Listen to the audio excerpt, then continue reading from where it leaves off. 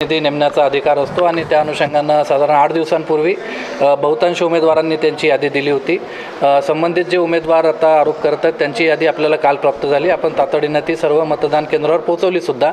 उमेदवार स्वतः हे मान्य करत आहेत की एक तुरळक 5% बूथ सोडून सगळ्या ठिकाणी त्यांचे प्रतिनिधीला अलाउ केलेलं आहे। 5% ठिकाणी नवीन यादी आल्यावरती जुनी यादी घेऊन इतर पक्षांच्या प्रतिनिधींनी त्याला चॅलेंज केलं होतं। त्यांची समजूत काढून त्यांनासुद्धा आपण या संबंधित उमेदवाराच्या प्रतिनिधींनासुद्धा बसवलेलं आहे। त्याचे काही स्क्रीनशॉट्स माझ्याकडे आहेत। उमेदवारांच्या जे एजंट आहेत त्यांच्याशी झालेलं सुद्धा संभाषणाचे स्क्रीनशॉट्स आहेत, ते मी आपल्याला देऊ शकतो। मला वाटतं की प्रशासन यामध्ये पूर्ण पारदर्शकपणे काम करत आहे। फक्त निवडणुका नाही तर निवडणुकांविरहितही जिल्हा प्रशासन आणि जिल्हाधिकारी कार्यालय नेहमी पारदर्शकपणे आणि समन्वय पद्धतीनं काम करतं। आपण सगळ्याचे साक्षीदार आहेत।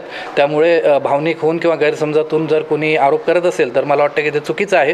त्यांनी सत्यस्थिती बघावी आणि अजून काही त्यांना जर शंका असतील तर आम्ही त्या स्पष्ट करून देतो। 250 प्रतिनिधी अजूनही बाहेर नाही, 250 नाही। मी तुम्हाला काही स्क्रीनशॉट आता मीडियासमोर दाखवणं योग्य नाही। 150 ठिकाणी इतर पक्षाच्या प्रतिनिधी असतात, त्यांनी ऑब्जेक्शन घेतलं होतं कारण ही रिवाइज लिस्ट होती आणि ओरिजिनल 8 दिवसांपूर्वीच्या लिस्टमध्ये यांचे प्रतिनिधी नव्हते। तर ते ऑब्जेक्शनला आपण त्यांना योग्य पद्धतीने कन्व्हिन्स करून सगळ्या पक्षांच्या प्रतिनिधींना अलाउ केलेलं आहे।